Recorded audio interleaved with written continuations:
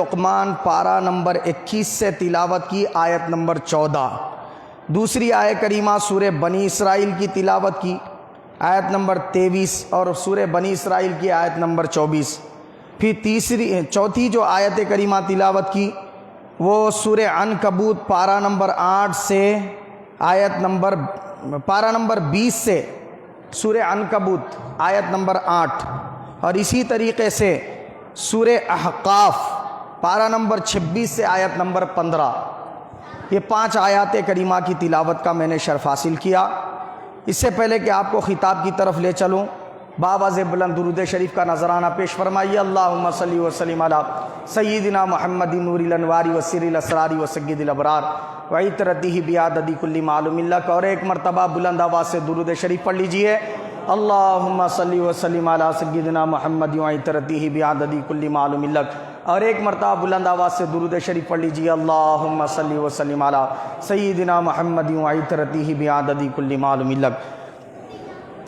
عزیزان ملت اسلامیہ، اللہ رب العزت والدین کی خدمت کے تعلق سے اپنی بارگاہ میں ان کا مقام اور مرتبہ بتاتے ہوئے قرآن شریف میں ارشاد فرماتا ہے وَوَصَّيْنَا الْإِنسَانَ بِوَالِدَيْهِ حَمَلَتْهُ أُمُّهُ وَهْنًا عَلَى وَهْنٍ وَفِصَالُهُ فِي عَامَيْنِ أَنِ اشْكُرْ لِي وَالِدَيْكَ إِلَيَّ الْمَصِيرُ. کیا فرمایا اس آیت کریمہ میں؟ اللہ پاک نے ارشاد فرمایا اور ہم نے وصیت کی انسان کو، ہم نے حکم دیا انسان کو. یہ نہیں فرمایا کہ مسلمان کو، یہ نہیں فرمایا کہ مومن کو، یہ فرمایا کہ ہم نے حکم دیا انسان کو. کا مطلب سارے انسانوں کے لیے ہے بات، چاہے وہ کوئی بھی مذہب کا شخص ہو، ہر مذہب والے شخص کے لیے ہے. ایسا کیوں؟ کوئی یہ نہ سمجھے کہ یہ صرف حضور صلی اللہ علیہ وسلم کی امت کے لیے حکم دیا جا رہا ہے. کوئی یہ نہ سمجھے کہ رسول پاک صلی اللہ علیہ وسلم کے امتیوں کے لیے یہ حکم نافذ کیا جا رہا ہے کہ والدین کی خدمت کرو. نہیں نہیں، آدم علیہ السلام جو پہلے نبی دنیا میں تشریف لائے، اس وقت سے اللہ تعالیٰ نے 2 چیزوں کی تعلیم ہر نبی کے تعلیم کا حصہ رکھی. ہر نبی اپنی تعلیمات میں یہ بات ضرور اپنی امت کو بتاتے رہے کہ پہلا یہ کہ تم اللہ کی عبادت کرو، اللہ کے علاوہ کسی اور کی عبادت مت کرو، اللہ کے مقابلے میں کسی اور کو شریک مت ٹھہراؤ، حصے دار مت ٹھہراؤ، اللہ کا کسی کو پارٹنر قرار مت دو. اللہ تعالیٰ ایک ہے، وحدہ لا شریک ہے، جسم جسمانیت سے پاک ہے. جہاں اللہ کے ہر نبی نے یہ تعلیم دی کہ اللہ کی عبادت میں کسی کو حصے دار مت بناؤ، شریک مت کرو، عبادت کا حق صرف اللہ تعالیٰ کی ذات کا ہے، تو وہاں ہر نبی نے ساتھ میں یہ تعلیم دی اپنی امت کو کہ تم اپنے والدین کے ساتھ اچھا سلوک کرو، اپنے والدین کی خدمت کرو، اپنے والدین کو جھڑک کر بات نہ کرو، اپنے والدین کے ہاتھ پیر دبایا کرو، ان کی تعظیم کرو، ان کا ادب کرو. ہر نبی کے تعلیمات کا یہ تعلیم حصہ رہی. آدم علیہ السلام نے یہی تعلیم دی، نوح علیہ السلام نے یہی تعلیم دی، حضرت داؤد خلیفۃ اللہ نے یہی تعلیم دی، ابراہیم خلیل اللہ نے یہی تعلیم دی، عیسیٰ روح اللہ نے بھی یہی تعلیم دی. اور محمد مصطفیٰ صلی اللہ علیہ وسلم کی جب آمد ہوئی، آقا کو حضور پاک صلی اللہ علیہ وسلم کو اللہ پاک نے تمام نبیوں کا امام بنا کر بھیجا، تو حضور کے تعلیمات میں یہ حصہ رکھا اللہ پاک نے. اور قرآن شریف اپنی کتاب جو نازل فرمائی، اس میں صاف طور پر حکم دے دیا وَوَصَّيْنَا الْإِنسَانَ، کہ ہم وصیت کرتے ہیں انسان کو. کس بات کی وصیت؟ بِوَالِدَيْهِ حَمَلَتْهُ أُمُّهُ وَهْنًا عَلَى وَهْنٍ وَفِصَالُهُ فِي عَامَيْنِ. کیا فرمایا اللہ پاک نے؟ ہم وصیت کرتے ہیں والدین کی. کیا کرے انسان؟ خدمت بجا لائے. کیوں خدمت بجا لائے؟ پہلا تو اس کی ماں ہے جو 9 مہینے تک اس کو اپنے پیٹ میں لیے پھرتی رہی، بوجھ سنبھالتی رہی، 9 مہینے تک کی تمام تکالیف کو برداشت کرتی رہی۔ وہ 9 مہینے تک وامٹنگ بھی آتے رہے، خے بھی ہوتی رہی، خے کی تکلیف پر بھی وہ صبر کرتی رہی۔ یہ نہیں کہا کہ بہت تکلیف ہو رہی، میں میرے مرضی کا کھانا نہیں کھا سک رہی، بہت تکلیف ہو رہی، پیٹ میں بوجھ محسوس ہو رہا، بہت تکلیف ہو رہی، راتوں کی نیند اڑ جا رہی ہے، تو وہ حمل کو ضائع نہیں کر رہی ہے، وہ تجھے پالنے کی غرض سے، تیری محبت کی خاطر وہ تمام تکالیف پر صبر کر رہی ہے۔ تو اے انسان، تیری والدہ نے 9 مہینے تک اپنے پیٹ میں تجھے رکھ کر یہ تکالیف کو برداشت کیا۔ دوسری تکلیف، جب تیرا دنیا میں آنے کا وقت آیا، ڈیلیوری کا وقت آیا، تو اس وقت تیری والدہ نے ایسا درد سہا کہ وہ درد پھر کسی کو ہوتا نہیں، کوئی مرد نہیں برداشت کر سکتا۔ ویسی تکلیف درد زاہ کے وقت ہوتی ہے، بچے کے پیدا ہوتے وقت ہوتی ہے۔ تیری ماں نے وہ تکلیف کو برداشت کیا تیری محبت کی خاطر۔ پھر تیسری تکلیف یہ برداشت کی، اللہ نے وضاحت کے ساتھ بیان کیا، تیسری تکلیف یہ برداشت کی کہ 2 سال کی مدت تک اپنا خون جگر چھاتیوں سے تجھے دودھ پلایا ہے، اپنا خون پلا کر تجھے پالا ہے، اپنے جسم کے خون سے بننے والے دودھ کو تجھے پلاتی رہی۔ یہ والدہ نے یہ 3 تیری خدمتیں کی۔ کب؟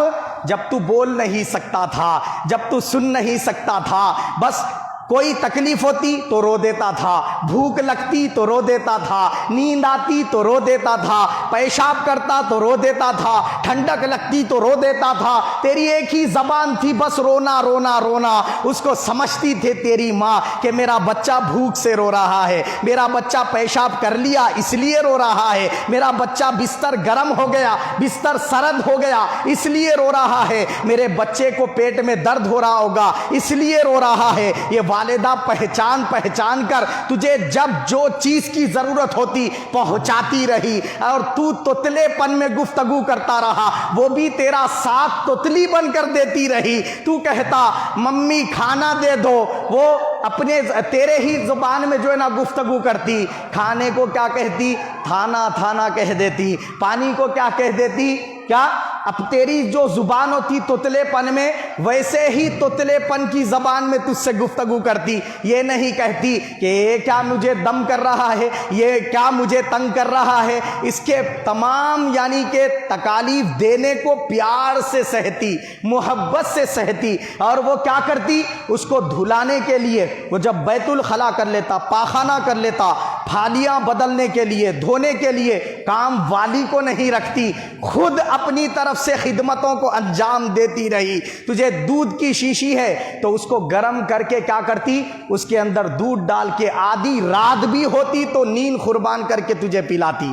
کیا اپنے چھاتیوں کا دودھ اگر خشک ہو گیا ہے تو یہ انتظام نیند قربان کر کے کرتی۔ اس طرح اس نے خدمتیں کر کے تجھے بڑا کیا ہے، تجھے اس عمر تک لایا ہے۔ تو اللہ پاک فرماتا ہے کہ تمام تکالیف کے بدلے اب تو کیا کر؟ انشکر لی والدیک، تو کیا کر؟ اپنے والدین کے ساتھ ان کا شکر ادا کر، اللہ کا شکر ادا کر، والدین کا شکر ادا کر، میرا بھی شکر ادا کر، والدین کا شکر ادا کر۔ میرا شکر اس لیے ادا کر کہ میں نے تجھے ایسی محبت کرنے والی والدہ دے دی اور والد عطا فرما دیا، اور میرا شکر اس پر ادا کر، اور والدین کا شکر کس پر ادا کر کہ انہوں نے تجھے پال پوس کر اس مقام تک پہنچا دیا ہے۔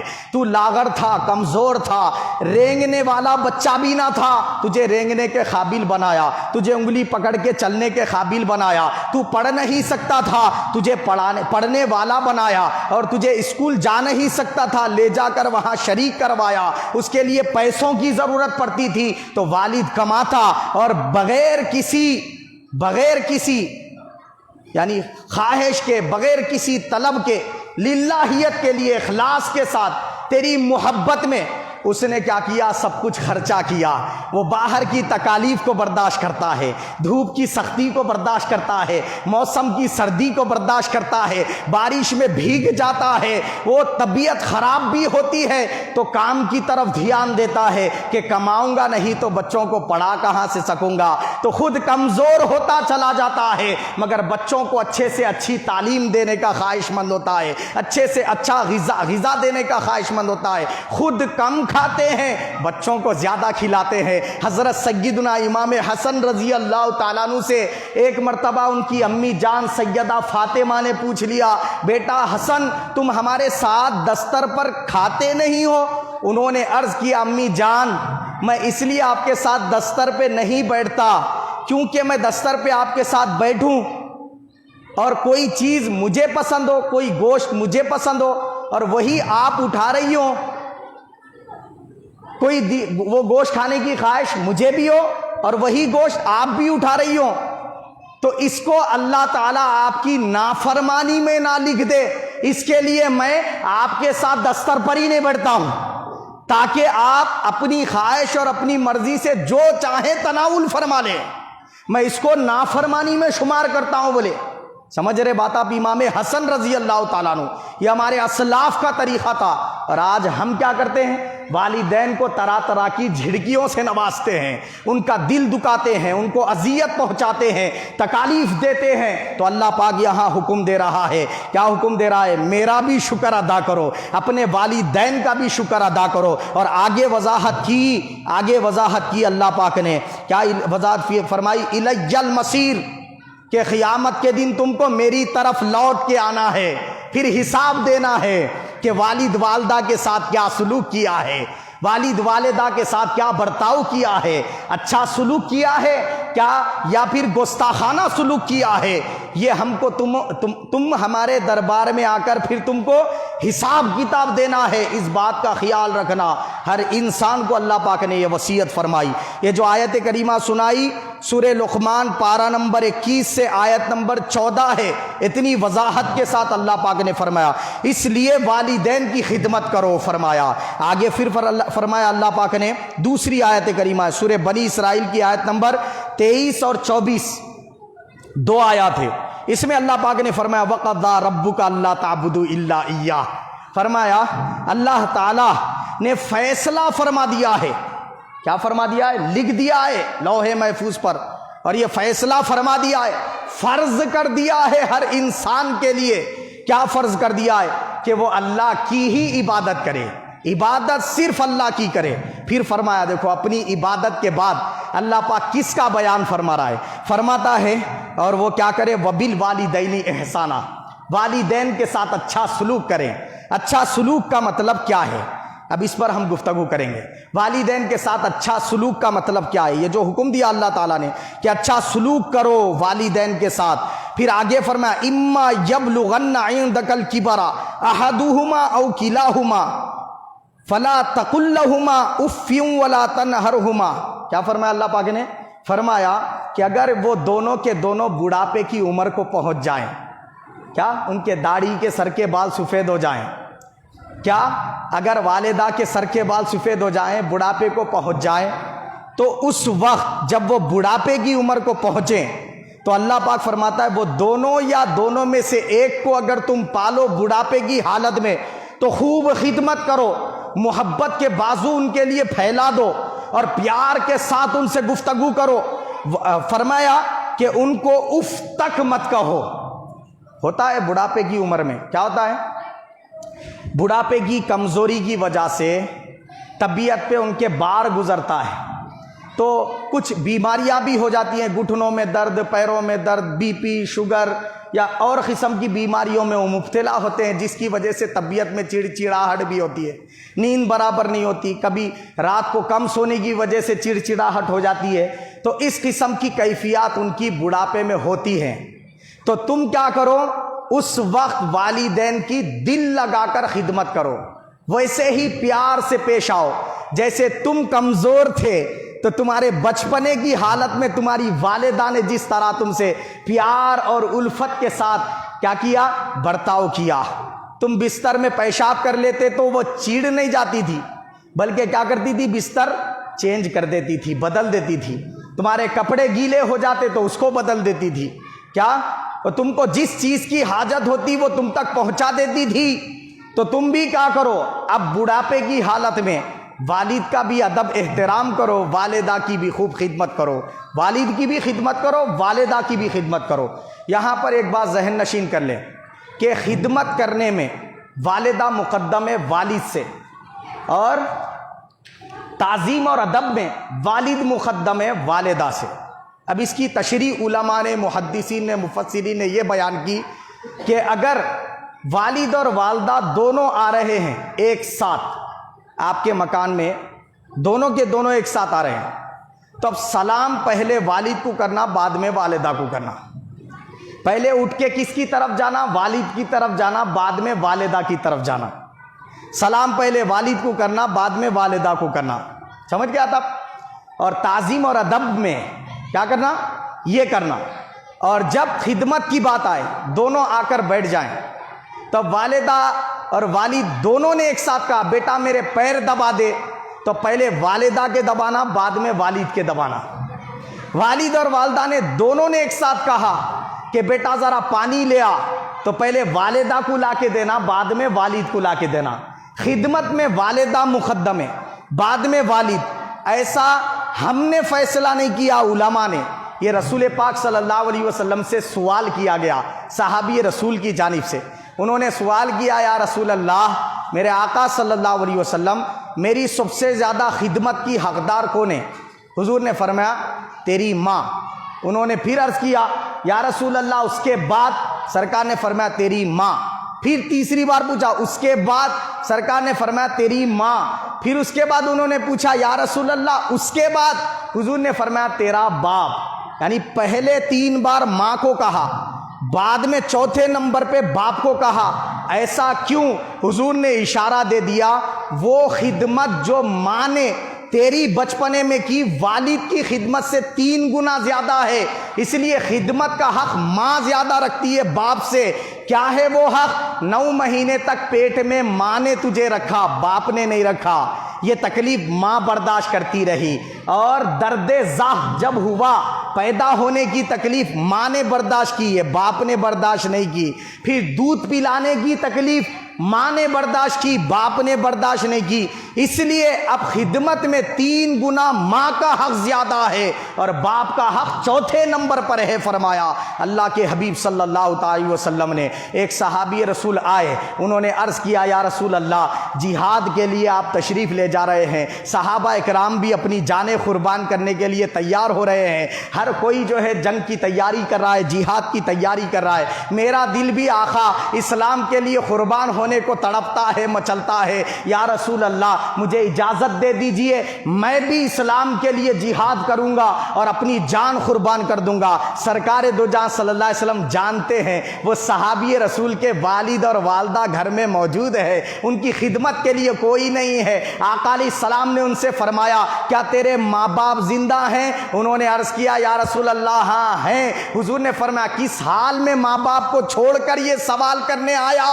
انہوں نے عرض کیا یا رسول اللہ میرے ماں باپ کو میں اس حال میں چھوڑ کر آپ کے پاس آیا کہ وہ مجھے منع کر رہے تھے، بیٹا تو جہاد میں چلا جائے گا تو ہماری خدمت کے لیے کوئی نہیں رہے گا. یا رسول اللہ وہ منع کر رہے تھے، میں ان کے منع کرنے کے بعد یہاں پر آ گیا آپ سے اجازت لینے. حضور نے فرمایا کہ جا تیرا جہاد یہی ہے کہ تو ماں باپ کی خدمت میں لگا رہے. پتہ یہ چلا کہ جہاد کرنے سے زیادہ اجر و ثواب والد والدہ کی خدمت کرنے میں عطا کیا جاتا ہے. ایک صحابی رسول نے پوچھا یا رسول اللہ ماں باپ کو اگر پیار سے کوئی دیکھے، مسکرا کر بات کرے تو کیا ملتا ہے؟ میرے آقا نے فرمایا، رسول پاک صلی اللہ علیہ وسلم نے فرمایا کہ ماں باپ کے چہرے کو پیار سے اگر کوئی ایک بار دیکھ لے، ایک مقبول حج کا ثواب دیا جاتا ہے. وہ صحابی رسول نے عرض کیا یا رسول اللہ اگر کوئی دن میں 100 بار دیکھ لے تو حضور نے فرمایا اسے اللہ بہت بڑا ہے. ثواب بھی اللہ بڑا عطا فرماتا ہے۔ تو 100 بار اگر پیار سے ماں باپ کے چہرے کو دیکھے گا تو اللہ تجھے 100 بار حج مبرور کا ثواب عطا فرمائے گا، حج مقبول کا ثواب عطا فرمائے گا۔ حج مقبول کا ثواب کیا ہے؟ حضور نے فرمایا حج مقبول، حج مبرور کا ثواب یہ ہے کہ بندے کے لیے جنت پکی کر دی جاتی ہے۔ پھر یہ میری وضاحت نہیں کرتا، اللہ کے رسول نے خود فرمایا ماں باپ تمہاری جنت، ماں باپ تمہاری دوزخ ہیں، فرمایا سرکار نے۔ چاہو تو انہیں راضی کر کے جنتی بن جاؤ، چاہے تو ناراض کر کے دوزخی بن جاؤ۔ تو پتہ یہ چلا والدین کی رضامندی سے جنت ملتی ہے اور ناراضگی سے بندہ جہنم کا مستحق ہو جاتا ہے۔ عزیزان ملت اسلامیہ، اتنا ہی نہیں، آگے اللہ کے حبیب اللہ تعالیٰ نے فرمایا کہ اگر والدین دونوں کے دونوں یا دونوں میں سے کوئی ایک کافر ہو یا مشرک ہو، بت پرست ہو، تب بھی ان کی خدمت چھوڑنی نہیں ہے، ان کے خرچے کے لیے پیسے دینا ہے، ان کے ہاتھ پیر دبانے ہیں، ان کو اگر کھانے کی ضرورت ہے کھانا دینا ہے، دوائی کی ضرورت ہے دوائی پہنچانا ہے، اگر ان کو کوئی لے جانے والا نہیں ہے، کہیں وہ جانا چاہتے ہیں تو لے جا کر چھوڑنا بھی ہے۔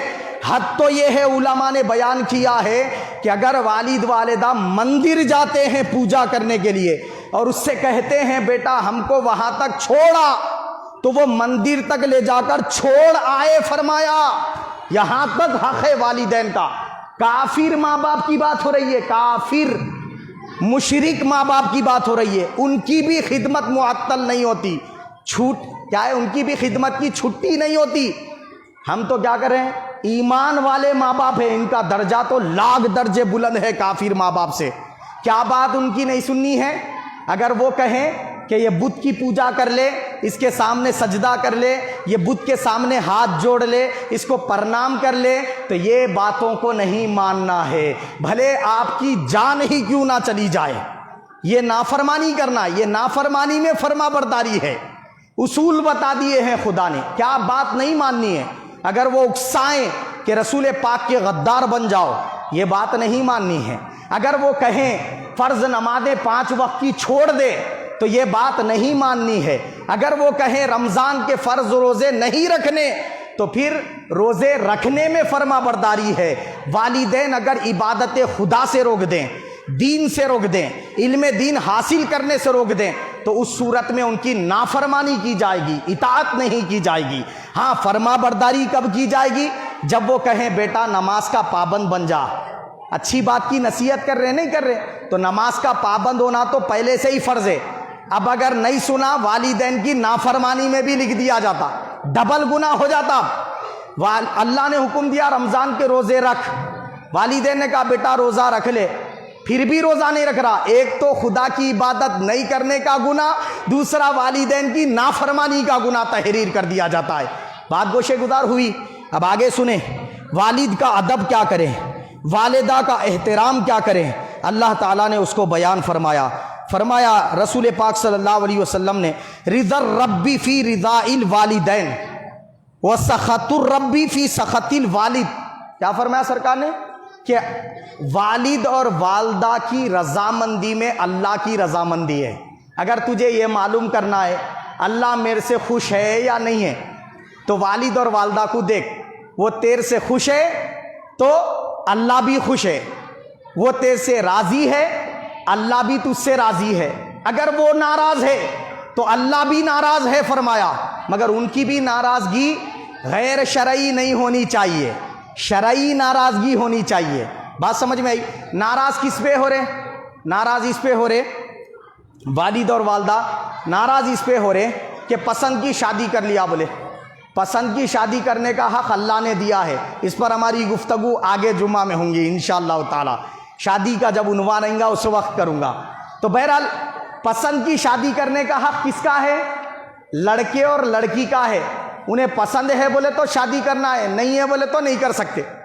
یہ حق اللہ ان کو دیا، زور زبردستی والدین نہیں کر سکتے ان کے ساتھ، یہ ظلم ہوگا پھر۔ اور یہ اس میں کیا ہے؟ فرما برداری اور اطاعت لازم نہیں ہے۔ اگر کر لیا اس کا ثواب ملے گا صبر کرنے پر، اور اگر نہیں کرا اس میں اطاعت والدین کی تو انہیں نافرمان یا ظالم نہیں ہوں گا۔ میری بات سمجھ رہے نہیں سمجھ رہے؟ ہاں، دوسری حدیث پاک سنو، یہ حدیث پاک ضعیف ہے جس کو بیان کیا بہت سارے محدثین نے، اور اس کی شرح بھی بیان کی، میں شرح کے ساتھ سناتا ہوں۔ حدیث پاک کیا ہے؟ حدیث پاک یہ ہے کہ حضرت عمر بن خطاب رضی اللہ تعالیٰ عنہ نے اپنے صاحبزادے سے کہا کہ بیٹا تیری بیوی کو طلاق دے دے بولے۔ اب وہ کیا کرے، مسئلہ لے کے سرکار کے پاس آئے، عرض کی یا رسول اللہ میرے والد صاحب بیوی کو طلاق دو بول رہے، وجہ پوچھا تو نہیں بتا رہے، اب طلاق دینا نہیں دینا؟ سرکار فرمائے، عمر نے کہا نا طلاق دے دے تو دے دے، ختم بولے سرکار۔ یا رسول اللہ وجہ نہیں معلوم؟ سرکار فرمائے وجہ اللہ اور عمر دونوں جانتے ہیں، فرمایا سرکار نے۔ اب یہ جو بات ہے کہ باپ نے طلاق دینے کے لیے کہا اور بیٹے کو سرکار نے فرمایا دے دے، تو کیا ہر باپ ایسی کرنا یا ہر بیٹا ایسی کرنا؟ نہیں۔ اگر کچھ ماں باپ طلاق دے دے بول کے زور دے رہے تو انہیں وہ ماں باپ کی کیفیت دیکھنا، حالت دیکھنا، ان کی پوزیشن دیکھنا کہ انہوں کیا حالت والے، صالح ہے، زیادہ نیک ہے، تقوی پرہیزگاری کا خوب پیکر ہے، اللہ رسول کی بات کو ہمیشہ سر آنکھوں پر رکھنے والے ہیں۔ اگر ایسے ہے، عمل میں، یقین میں، ایمان میں مضبوط ترین ہے، تو پھر وہی کرنا جو عمر فاروق رضی اللہ تعالیٰ عنہ کے بیٹے کرے۔ سمجھ گئے بات آپ؟ اور اگر والدین کیسے ہیں، گناہ گار ہیں، فسق و فجور میں مبتلا ہے، اور وہ حالت میں انہوں کیا ہے، بہو کی جو ہے نا اچھائیاں دیکھی نہیں جا رہی، اس پر بول رہے بیٹے کو طلاق دے دے بول رہے، وجہ پوچھے تو نہیں بتا رہے، تو بیٹا طلاق نہیں دینا، دیا تو ظالموں میں آ جاتا انہیں۔ سمجھ گئے بات آپ؟ اب دیکھو اللہ کے حبیب صلی اللہ علیہ وسلم نے اتنی وضاحتیں فرمائی، درود شریف پڑھ لیجیے، اللہم صلی وسلم علی سیدنا محمد وعطرتہ بعدد کل معلوم لک۔ حضرت عبداللہ ابن عباس فرماتے ہیں کہ والدین کے ساتھ ایسے حاضر ہو کر ایسے ان کے خدمت میں لگے رہو جیسے کسی کمینے مالک کی خدمت میں اس کا نوکر لگا رہتا ہے، بہت زیادہ چرب زبان ہے، بہت زیادہ گالی گلوچ کرنے والا مالک ہے، سمجھو اس کے پاس آپ نوکری کر رہے تو کیسا اس کی جی حضوری کرتے، جی حضرت جی حضرت جی حضرت بول کے، تو کہاں نوکری چلے جاتی کی بول کے کیسا جی حضوری کرتے۔ اللہ کے رسول صلی اللہ علیہ وسلم نے صحابہ کو یہ تعلیم دی کہ تم اپنے والد والدہ کی خدمت میں ایسے لگے رہو۔ ایک صحابی نے عرض کیا یا رسول اللہ ماں باپ کی خدمت کرنے کا آپ نے حکم دیا ہے، کیا اگر وہ ظالم بھی ہو تب بھی؟ حضور نے فرمایا ہاں، ظالم بھی ہو تب بھی خدمت میں لگا رہے، ظالم بھی ہو تب بھی، ان کے ظلم کرنے کا صلہ اللہ اور ان کا ہے، ان کا اور اللہ کا معاملہ ہے، مگر تیرے لیے لازم اور ضروری یہی ہے کہ تو ان کی خدمت میں لگا رہے۔ پھر آگے میرے آقا صلی اللہ علیہ وسلم نے حدیث پاک میں ارشاد فرمایا، ایک صحابی رسول نے منت مانگی، یہ عبداللہ ابن عباس نے بیان کیا، کیا منت مانگی؟ یا رسول اللہ میں نے یہ منت مانگی کہ آپ کو فتح مکہ اگر ہو گیا، فتح مکہ اگر حاصل ہو جائے، آپ کو اللہ اگر مکہ پر فتح دے دے تو میں کعبۃ اللہ کی دروازے کی چوکھٹ کو چوموں گا، یہ میں منت مانگا بولے ہوں۔ تب پورا کیسا کروں؟ کیا کعبے کے دروازے کی چوکھٹ کو چوموں؟ یہ پوچھے انہوں، سوال کرے سرکار سے، تو میرے آقا صلی اللہ علیہ وسلم نے جواب عنایت فرمایا سرکار نے کیا تیری ماں زندہ ہے؟ انہوں نے عرض کیا ہاں یا رسول اللہ۔ سرکار نے فرمایا جا اپنے ماں کے خدموں کو چوم لے، کعبۃ اللہ کی چوکھٹ کو چومنے کے برابر ہے، فرمایا۔ یہ حدیث پاک عمدۃ القاری شرح بخاری باب من احق الناس بحسن الصحابہ جلد نمبر 15 صفحہ نمبر 141 پر موجود ہے۔ یہ حدیث پاک کیا فرمایا حضور نے؟ کعبۃ اللہ کے دروازے کی چوکھٹ کو چومنے کی جو تیری منت ہے والدہ کے خدموں کو چومنے سے پوری ہو جائے گی، فرمایا سرکار نے۔ ہم اسی لیے کیا ہے معلوم ہے، پرانے جو لوگ تھے اسلاف بزرگان دین، وہ جب والد والدہ سے گفتگو کرتے تو کہتے تھے بولو قبلہ و کعبہ بولتے تھے۔ ابا حضور قبلہ و کعبہ لیٹر بھی لکھتے تو یہ الفاظ کے ساتھ لکھتے تھے، آج لکھے تو کیا ہو رہے معلوم ہے، شرک ہو گیا بولے، آج لکھے تو بولے کافر ہو گئے بولے، تو جو توحید تھی اس کو شرک بنا بیٹھے ہیں۔ بتائیے کہ کیا کعبے کو دیکھے تو حج کا ثواب ملتا ہے؟ نہیں ملتا۔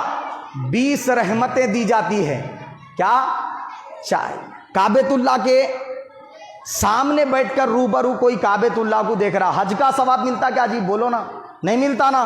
اللہ تعالیٰ کے حبیب نے کیا فرمایا؟ ماں باپ کے چہرے کو دیکھے تو حج مقبول کا ثواب ملتا، اگر قبلہ کعبہ نہیں بول سکتے تو حج کا ثواب کیسا مل رہا؟ میری بات سمجھ رہے؟ والد والدہ کے خدموں کو چومنا سرکار فرما رہے کعبۃ اللہ کے دروازے کو چومنے کے برابر ہے، اس کی منت پوری ہو گئی۔ تو اب بتائیے، والد والدہ کو کعبہ قبلہ کہنا حدیث کے مطابق ہے یا حدیث کے خلاف ہے؟ تو لوگ حدیث کے خلاف کہتے ہیں، پھر دعویٰ اہل حدیث ہونے کا کرتے ہیں۔ تو کیا یہ شرک نہیں، عین توحید ہے؟ والد اور والدہ کو قبلہ و کعبہ کہا جا سکتا ہے، اور اللہ کے حبیب صلی اللہ علیہ وسلم نے فرمایا کہ میرے امت کے مومن کی شان کعبۃ اللہ سے بلند ہے، فرمایا مستدرک علی الصحیحین میں حدیث پاک ہے۔ ہر مومن کی بات کی سرکار دو جہاں صلی اللہ علیہ وسلم نے۔ ہم کیا کہتے ہیں؟ ضعیف العمر اشخاص کا ادب احترام کرو بولے تو اس کو شرک بتا دے رہے۔ اب دیکھو میرے آقا نے فرمایا اگر کوئی شخص کسی بوڑھے ضعیف مومن کی تعظیم کرے، ادب کرے، تو حضور نے فرمایا اس نے اللہ کا ادب کر لیا۔ آپ بتائیں اس کو اجر و ثواب اللہ کے ادب کا دیا جاتا ہے۔ تو آپ اندازہ لگائیں، والد والدہ اگر بڑھاپے کی عمر کو پہنچ جائیں تو ان کی خدمت خوشی سے کرے۔ اگر آپ کو اللہ کی خدمت کا اجر لینا ہے تو وہ بوڑھے ماں باپ کی خدمت میں پوشیدہ رکھ دیا گیا ہے۔ تو عزیزان ملت اسلامیہ، اتنا ہی نہیں، میرے آقا صلی اللہ علیہ وسلم نے اور مزید وضاحت فرمائی۔ درود شریف پڑھ لیجیے، اللہم صلی وسلم علی سیدنا محمد وعطرتہ بعدد کل معلوم لک۔ حضرت ابو بکر رضی اللہ عنہ سے روایت ہے، حضور صلی اللہ علیہ وسلم نے فرمایا اللہ تعالی ہر گناہ گار کے گناہوں کی سزا قیامت میں دیں گا۔ ہر گناہ گار کے گناہوں کی سزا کہاں دے گا؟ قیامت میں۔ مگر میرے امت میں جو شخص والدین کا نافرمان ہوگا اس کو سزا اس کی موت سے پہلے دنیا میں عطا کرے گا۔ تو اب آپ اندازہ لگائیں کیا سزا ہوگی۔ حدیث پاک میں پوچھا گیا سرکار سے، یا رسول اللہ والدین کا نافرمان ہو تو سزا کیا ہے؟ آقا نے فرمایا اس کی روزی تنگ کر دی جاتی ہے، اس پر کوئی شے روزی میں برکت نہیں لا سکتی، کوئی شے روزی میں ترقی نہیں لا سکتی۔ والدین کی خدمت کے ذریعے روزی میں برکت آتی ہے، والدین کی خدمت کی وجہ سے روزی میں ترقی آتی ہے۔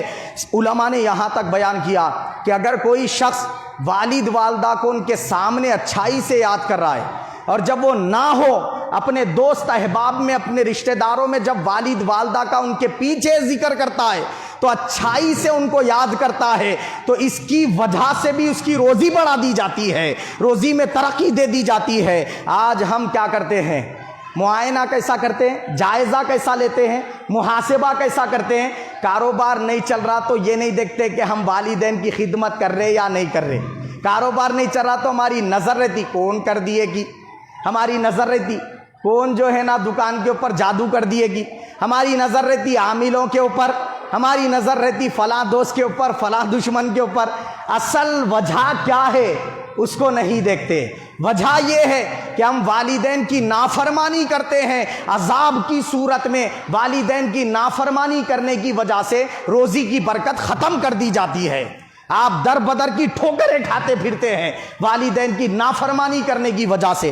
آئیے میرے آقا صلی اللہ علیہ وسلم نے آداب بتائے کہ جب والد والدہ چلنے لگے اور تم ساتھ میں ہو تو اپنے قدم والد والدہ سے آگے مت ڈالا کرو۔ فرمایا چلنے کا ادب یہ ہو کہ والد کے ساتھ چل رہے ہو تو والد کے پیچھے پیچھے رہو، تمہارے قدم باپ سے آگے نہیں ہونے چاہیے۔ حضور نے ادب بتایا کہ تم اپنے والد کو گالی کا سبب نہ بنو، اپنے ماں کے لیے گالی کا سبب نہ بنو۔ کیا مطلب ہے؟ تم دوسرے کو اس کے ماں باپ کی گالی مت دو، انہیں پلٹ کے تمہارے ماں باپ کو گالی نہیں دیں گا کیا؟ تو اگر تم کسی کے ماں باپ کو گالی دیں گے تو پلٹ کے انہیں تمہارے ماں باپ کو دیں گا، تو نتیجہ یہ ہوا کہ تم نے خود اپنے ماں باپ کو گالی دلوائی۔ حضور نے فرمایا کہ تم اپنے ماں باپ کو گالی دلوانے کا سبب نہ بنو، یہ ادب کرو والدین کا۔ اور کیا فرمایا سرکار نے؟ جب بیٹھو تو ان سے پہلے مت بیٹھو، پہلے ان کو بیٹھنے دو، وہ بیٹھ جائیں تب تم بیٹھو۔ میرے آقا صلی اللہ علیہ وسلم صحابہ میں گفتگو فرما رہے تھے، صحابہ کی مجلس ہے، دائی حلیمہ جو سرکار کو صرف دودھ پلائی سو والدہ ہیں، وہ تشریف لائی، تو رسول پاک صلی اللہ علیہ وسلم ان کے ادب میں اٹھ کر کھڑے ہو گئے۔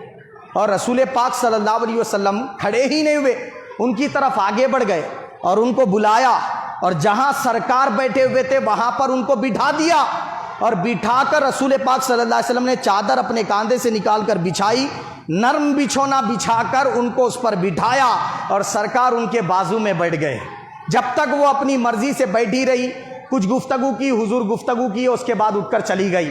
کائنات کے رسول جہاں ہیں، اور ساری کائنات آپ کے ادب کے لیے کھڑی ہوتی ہے، اور سرکار دودھ والی والدہ آتی ہے تو ان کے ادب کے لیے کھڑے ہو جاتے ہیں، امت کو تعلیم دینے کے لیے کہ میری سنت یہ ہے کہ تم اگر مفتی بھی بن جاؤ تو والد والدہ آنے لگے تو ادب کے لیے کھڑے ہو جایا کرو، یہ تعظیم میں اٹھنا میری سنت ہے، شرک نہیں ہے، عین توحید ہے۔